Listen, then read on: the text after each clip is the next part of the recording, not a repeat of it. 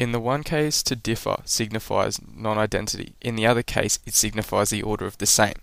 Yet there must be a common, although entirely different, root within the sphere that relates the two movements of differing to one another, Dorada and Engelmann 2002. This quote from Dorada can be directly linked to the coursework that has been covering the notion of difference. An example of difference is that of students with disabilities in education.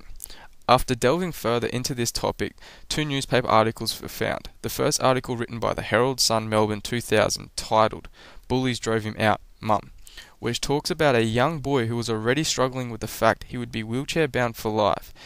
He was finding it even hard at school, where he was being bullied, claiming that the other students were making his life hell. It became that bad it resulted in his distraught mother pulling him from school and homeschooling the boy.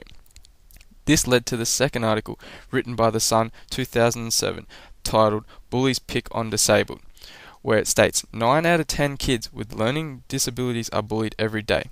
Obviously, bullying is unacceptable no matter where you go. There seems to be an underlying issue of difference, where the difference is resulting in disabled students to be bullied and outcasted by their peers.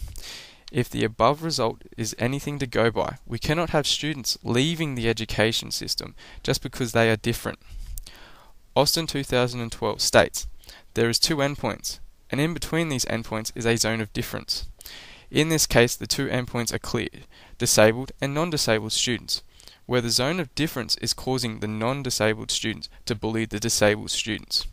Without noticing, it seems to be the disability that is creating the zone of difference between the endpoints. It is impossible not to have a gap between both endpoints, but we need to make the zone of difference as small as possible.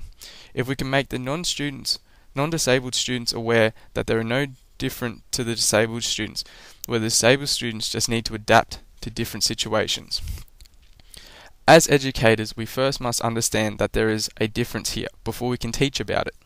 This difference has been acknowledged by these written documents, where the Disability Standards for Education 2005 were written under the Disability Discrimination Act of 1992, where it states, "The standards clarify obligations of education and training to ensure that students with disabilities are able to access and participate in education and training on the same basis of those without disability."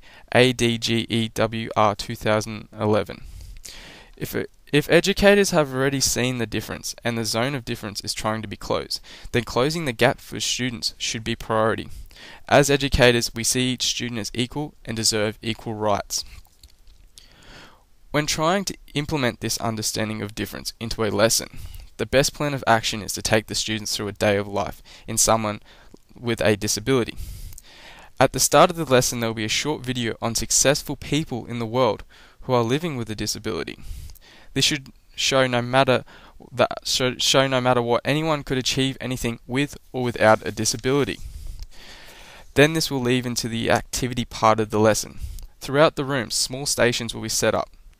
Each station will take on aspects of a different disability. The first station, students will take on blindness by covering their eyes with blackout glasses or vision impairing glasses. They will be required to read and type. This task is almost impossible for the blind. After attempting, students will be shown how blind people read through Braille. Then students will attempt to read through Braille with and without the glasses. The second activity will take on deafness, where students will put in earplugs and try to listen to the soundtracks and try to communicate verbally to one another. After attempting this, they will be shown some simple sign language in which deaf people use to communicate to each other. The third station will take on a physical disability.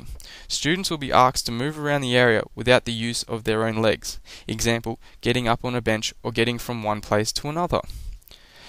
Then the students will be taken outside to a course that they will maneuver through in a wheelchair.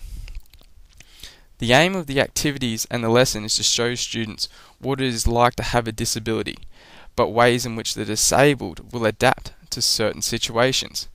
While the students are participating in activities, they will be required to answer a few questions about their experience. Such questions as, what was it like to have a disability? Did you find it difficult? How did you feel about attempting the activity? Do you know anyone with a disability? What have you taken away from these activities? This will kickstart the process of self-reflection within each student, When all activities are completed, there will be sheets of paper around the area with each question on it. Students will write down the answers for a group discussion.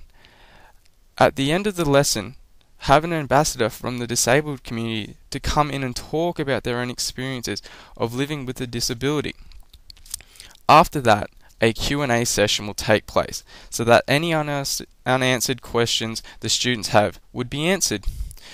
At the end of the lessons, the students should have a better understanding into the life of someone living with a disability. In conclusion, there is a difference between disabled and non-disabled students. We as educators need to aid students identifying this difference and that they are not in deficit, and closing the zone of difference is priority. There is nothing that the disabled students can do about their disabilities, but it doesn't mean they should be bullied as they are different.